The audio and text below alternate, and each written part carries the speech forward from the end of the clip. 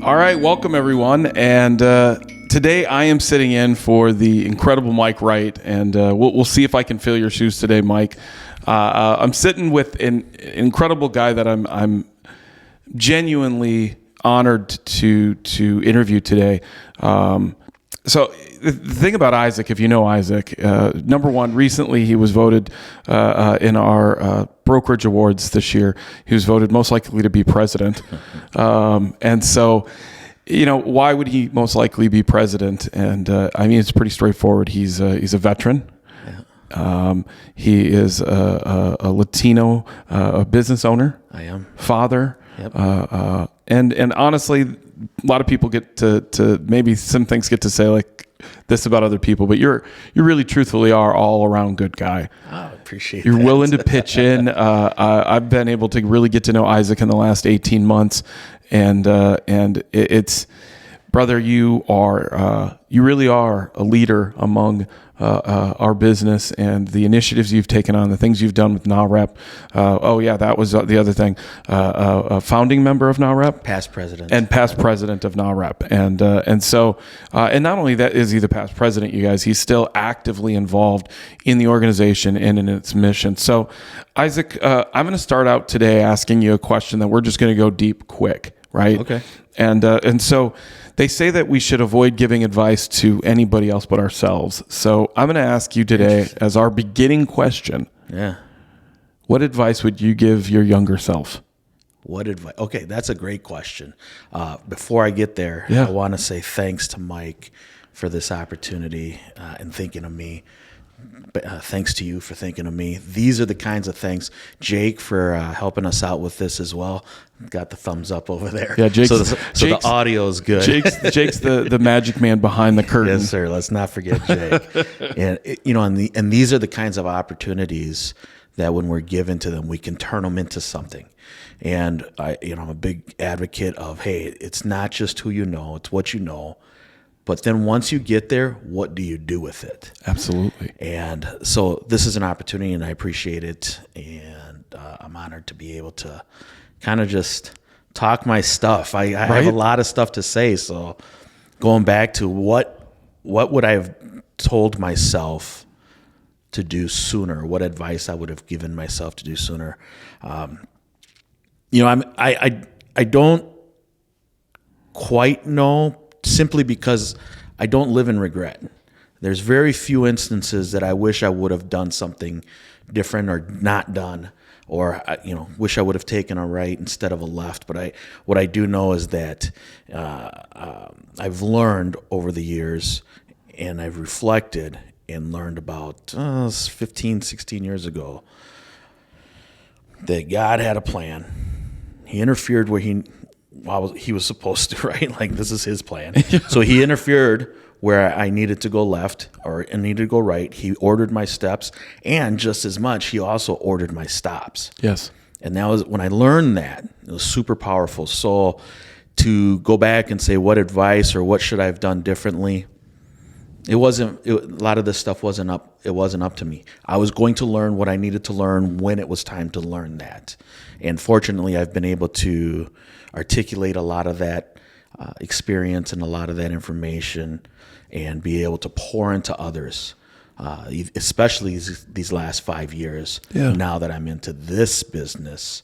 And so it's interesting you say that, because the team that you created is called the CML Group.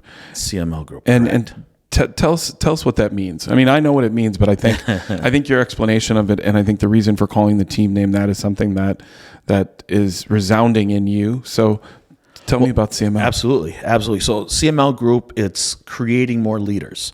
And the idea is to identify new and newer agents who are working hard, hungry, humble, and smart. And they're working hard, but maybe they're just working hard on the wrong thing. Being able to identify those individuals who have those kinds of characteristics that can be built on. And I'm very much a service-minded individual. I'm very much like, how can I help? And so when I identify those folks, how can I help them become a superstar? So what kind of platforms can I put them on? What kind of positions can I put them in so that they can become the superstar? There's a specific reason why I didn't put my name in the name of the group. And everybody's business model is different. And there's lots of folks that have their names, and that's fine. I have no problem with that. You do what you do. That's your deal. Mine was, how do I have Nick become a superstar powered by CML Group? And within that scope of just culture that we've been building, and I say we because I've recently, well, not even recently, we're coming up on a year. It's a year already. Taking on a partner, and we've been doing some fantastic things, and we have some lofty goals. But how do we do it where it's not simply a transaction, where there's a relationship that's been built, where it'll be lifelong, because that itself is a good business model. Absolutely. So that's really kind of the gist of why creating more leaders. It wasn't about me. I think the model for me is, how do I get somebody who is, and turn them into a superstar, and after 3 years, if they want to stick around and grow CML Group, like, they can take ownership of that and have that name be theirs as well. Yep. Or they are now armed and have the leverage and the understanding of how to go and turn this thing into theirs. You know, it's interesting because we talk a lot in our industry, and especially you and I, about, building teams, and also understanding that this last week I was in Austin, and it became very clear to me that part of my messaging had been mistaken about our business, which is give agents a step-by-step protocol on what to do. And I think I was mistaken about that. Mark Willis, president of Keller Williams, said, we have to stop telling people what to do, and we have to teach them to think for themselves. Absolutely. Right? Absolutely. And that's a really difficult conversation to have when the market is the way that it is. And a lot of the people that we're meeting, they want to be told exactly what to do. And it can be a difficult situation if you have it be a difficult topic. And here's what I mean by that. So one of the organic results so far of CML Group is my boys are joined. And they asked me, can I be a part of this? Absolutely. Naturally, I have influence. Naturally, I plant seeds. But they asked, right? And that's very special, because legacy is no longer a buzzword. Yeah. It's actually manifesting. And so having that difficult conversation about moving folks to think, they grew up not ever getting the answer from me. Yeah. When they would ask a question, hey, Dad, how do I, what's 10 plus 10? My thing was, what do you think 10 plus 10 is? And it'll always go back, what do you think? What do you think? And then we work on how you get there. And I think having done that with my kids turned them into critical thinkers, more so than I've seen others, right? Yeah. However, I learned that in the Navy. Yeah. I learned that from, and hopefully you're out there, Carlos Lerma out of Texas. And every time we would go we're mechanics, every time we would go and we'd troubleshoot, and we'd have trouble with finding the solution on the piece of machinery. Yep. We'd go, hey, Lerma, how do we, what's wrong with this? I can't get it to start. He goes, well, did you read the tech manual? What's the tech manual say? He already knew the answer. Yeah. But giving me the answer, that give them a fish or teach them to fish kind of a thing. Yeah. I learned that then, and I've applied that all the way through, and my kids can attest to that. And that's what I'm doing in here. It's like, okay, so when you have that difficult conversation, when you have somebody, a new agent, well, what should I do? It's like, I don't know. What do you think you should do? Based on the information that you have, that you've already accumulated, the experiences in your life, what do you think you should do?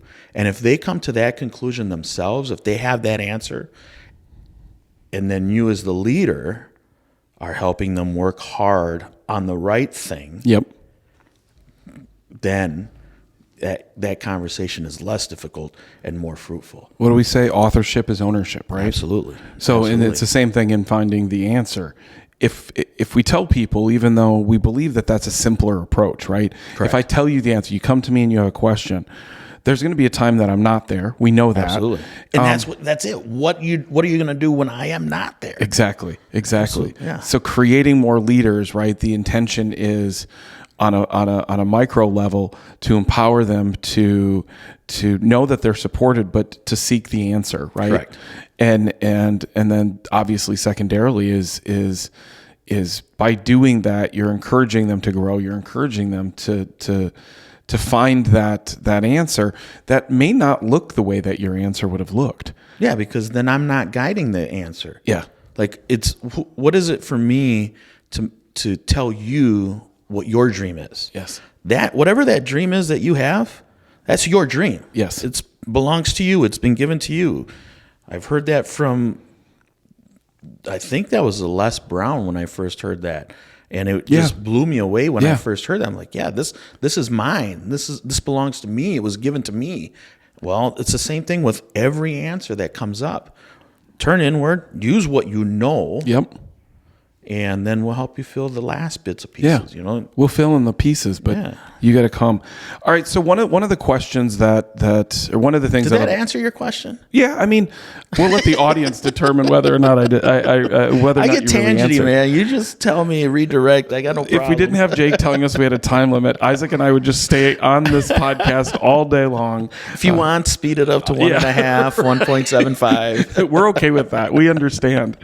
Well, so one of the ways that I met Isaac, and one of the ways that I think that you, when you talk about legacy, that you have really stood out in my mind is your participation and partnership with NAREP. Yeah. And what, so for the audience, and tell us, for those that you might not know, and I hope that's not the case, tell us about NAREP, and then tell me about the importance that it's played in your life. Absolutely. And I appreciate the question because I want to be able to have a platform to continue to expand this message, right? And so what NAREP is the National Association of Hispanic Real Estate Professionals.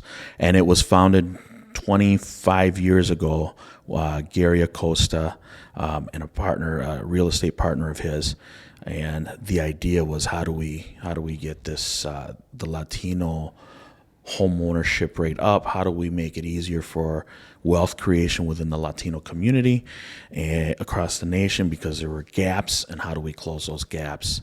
And so it's a national organization made up of over 40,000 individuals, real estate practitioners. So it's a combination of real estate agents, and mostly real estate agents. It's heavy, probably 80%, 75%, and then also lenders, and then ancillary services like title, insurance, construction, things like that. And it's across 100 chapters across the United States, including Puerto Rico.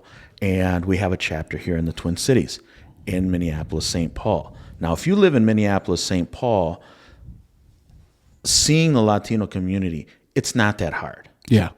But if you live in California, Arizona, Florida, New York, Chicago, just associating Minnesota, the Twin Cities, with a Latino community, it doesn't happen. No. I learned that when I was in the Navy. I didn't know there weren't supposed to be Mexicans in Minnesota until I went to the Navy. Right? That was just the thing. So growing up, being able to get 50, 40 Latino professionals in one room operating at a business level, operating at a higher level, was one, it wasn't normal. It wasn't regular, okay? And there was very little ability to be exposed to that.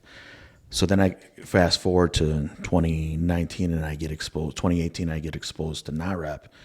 And our founder, Gary Acosta, I started listening to him talk. And then I start listening to Jerry Asensio, and I start listening to some of the other leadership within Sol Trujillo.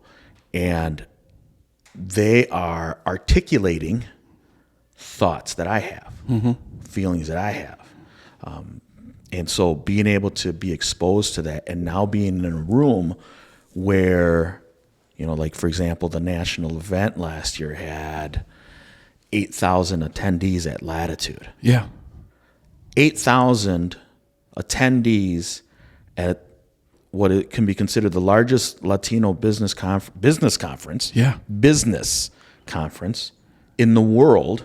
Oh my goodness. Coming off of COVID, Yep. where other industry conferences were lucky if they had 1,000, Yeah. 2,000, and we're talking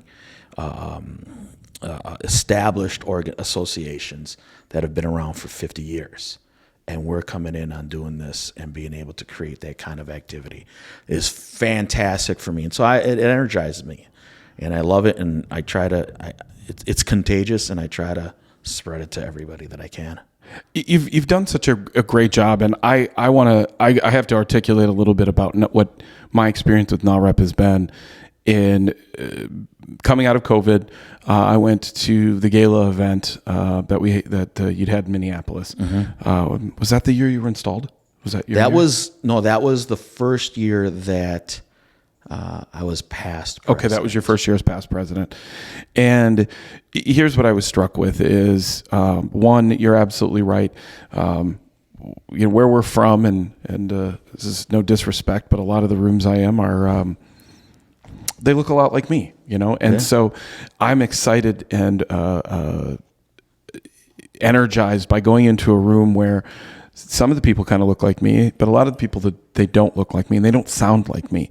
And yet we are coming together on the principles of our business and the principles of why we really do this, the belief of the American dream, and what we do in our business is a really, really important part of what NAREP does. Mm-hmm. As a community affinity group, right? There are a lot of different reasons, but what I think is really special about NAREP is the direct impact it's having on home ownership in our market and throughout the Twin Cities. So because we're numbers guys and we talk numbers a lot, and Isaac knows these things, tell us about some of the numbers that have come out of NAREP and the growth that the Latino population has seen, not only in home ownership, but I mean, in every single gauge, the Latino. Yeah, absolutely. One of the things that we're pretty excited about is that here in the Minnesota market, we are the fastest growing home ownership rate demographic in the region. So we're talking about in the Midwest region. So we're talking about competing against Chicagoland. Yeah. Right. And so that's very exciting because in the last 7 years, we've seen a almost 12% increase in the home ownership rate. So nationally, we've been able to get up to almost at 50%. We're at 49.8%, and that's the 9th straight year of growth. All right, fantastic, and that's the only demographic that has been able to do that. Yeah. Secondly, here in the Twin Cities, we are at 56.6%. My goodness. And that the correlation or causation there really is. Gary started this organization 25 years ago, and the growth of the Latino population, but I think that doesn't do it justice to say that it's just simply correlation to growth. The causation is organizations and professionals such as yourself that have gone, and the other NAREP, leadership and the members, with a really focused approach to developing opportunities, and not just for the Latino community, by the way. Mm-hmm. The NAREP 10, if you guys haven't seen that, go Google search the NAREP 10. NAHREP. Yes, yeah, NAREP 10. That's common language for us, NAREP. Yeah. NAHREP. Yep. 10 disciplines. Look that up, Google it, read it. It's fantastic. This goes for anybody. Yeah. This is part of the reason why I like it so much, like NAREP so much, is because it is very much a leadership platform as well. And so it's about building leaders. And so now we're in our 6th year as a chapter, and we have 5 presidents of NAREP chapter Twin Cities out in the marketplace. Yeah. And you've seen the impact that we've had. Yes. We have a past president who's Realtor of the Year for Mar and Spar. Yeah. And we have Women's Council and the impact they're having in Yes. that leadership, on the state association, the impact they're having in that leadership. It just and that's beautiful. That's what I love. Well, even on an industry level, what we've seen from our affiliates is to prove that this isn't just a trend. This is now the way it's going to be.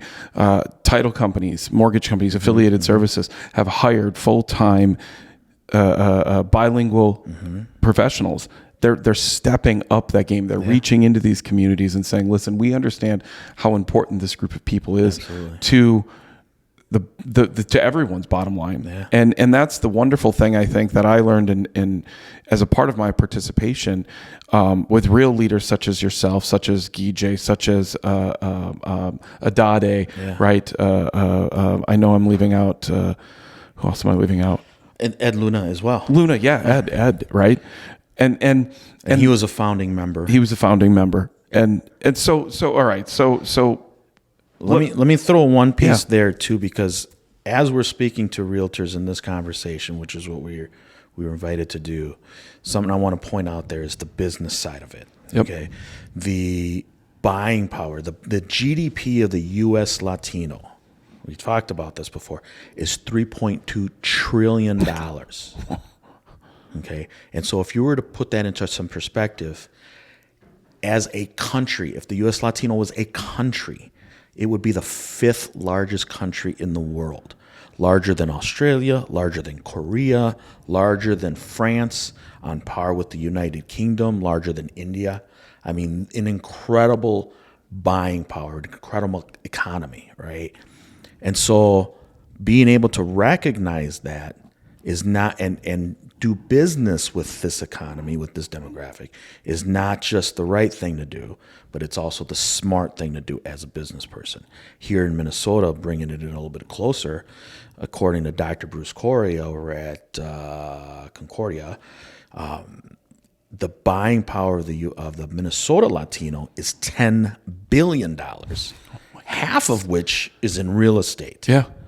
And so we're in the top half of the country of the 50 states of where Latinos are moving to. Yep. Because we do go and have the evidence to show we go where the work is. Yep. And our job participation rate is higher than any demographic in the country. Yeah. And so this is an smart important business. This is an important story to tell, and it's important to tell on this show and this podcast as the agents that listen and watch. One, getting involved with NAREP, getting involved, start by looking at the NAREP 10, but then come to some of the events. Come absolutely. You're invited. See some of the things that we're doing. This is an inclusive environment, an environment that makes you feel like there's. I'm glad you said that, because there's myths, right? Yeah. I need to speak Spanish in order to be a part of it, or I need to be Latino in order to be. The truth is, we're looking for partners. That's it. Partners to help us with our mission, which is to advance sustainable Hispanic home ownership.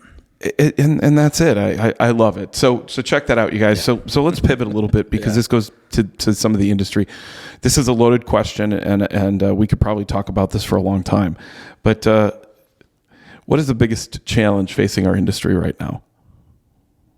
I think the scarcity mindset. I think, and it's been like that for a while. I do think that there are too many folks that are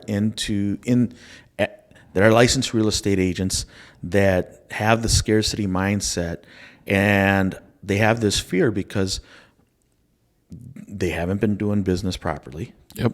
Right. And I know that Minnesota and the rules and regulations that we have in place have set us up to at least begin from a solid foundation as we make this new evolution into post July 1st or July 4th, whatever date that is. But if you've been doing business and it's been transparent and it's been ethical and it's been compliant, making that adjustment is not going to be that hard. Yeah.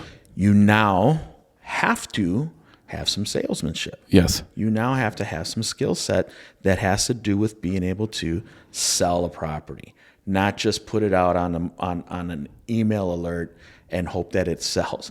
You have to make calls. You might have to call the listing agent and say, hey, is there compensation on this Yeah. one?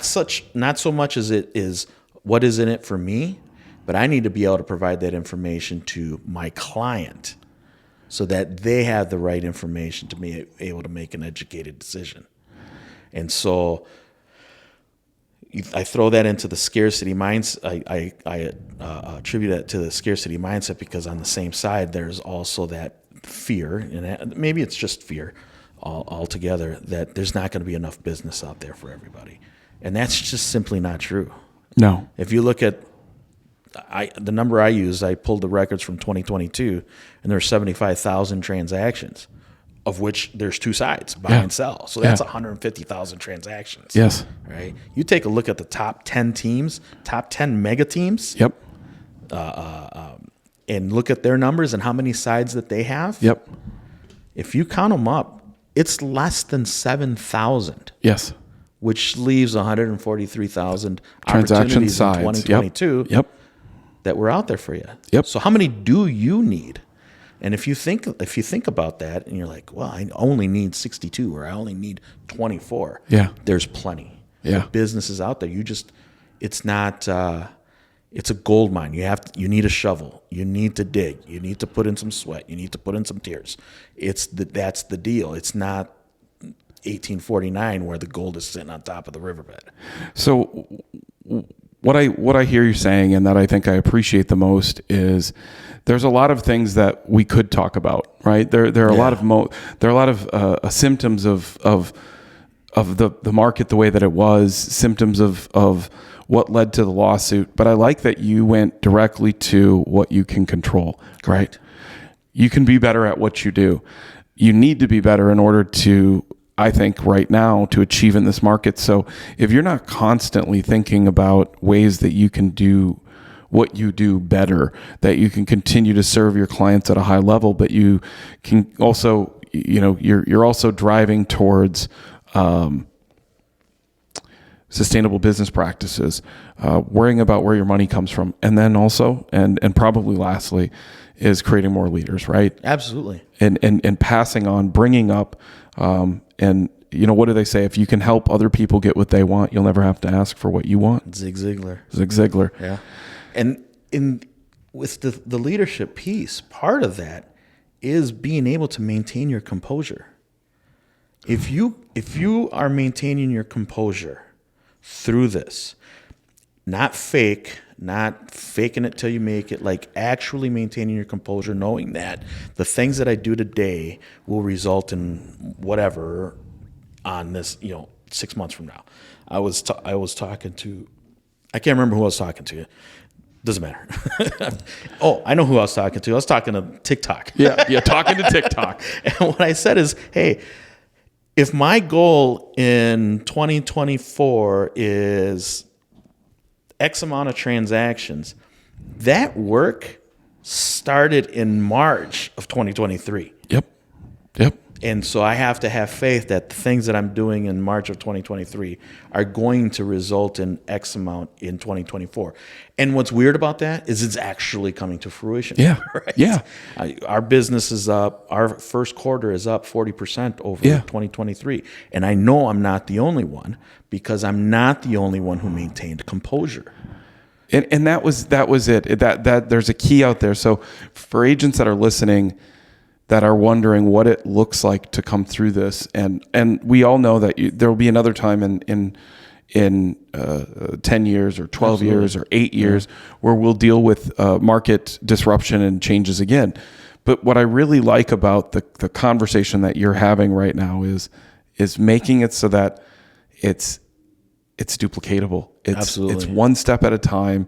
It's consistency. And when agents say, oh, it's not working, and they're shifting, what Isaac and his team have done that I really appreciate, and my proximity allows me to see, is the consistency of effort day in and day out. Day in and day out, the activities. There's sometimes it doesn't feel sexy. We're not sure that it's always fun, but the results will show themselves, and Isaac and his team are proof of that, up 40% to this point in the year already. Yeah. Well, Isaac, sitting in for Mike Wright today has been fantastic. Isaac, we're incredibly grateful to have you on. And again, to the audience, check out NAREP. Come to some of the events. You'll see me. You'll see Isaac. You'll see a lot of really other cool people. We look forward to having you guys there.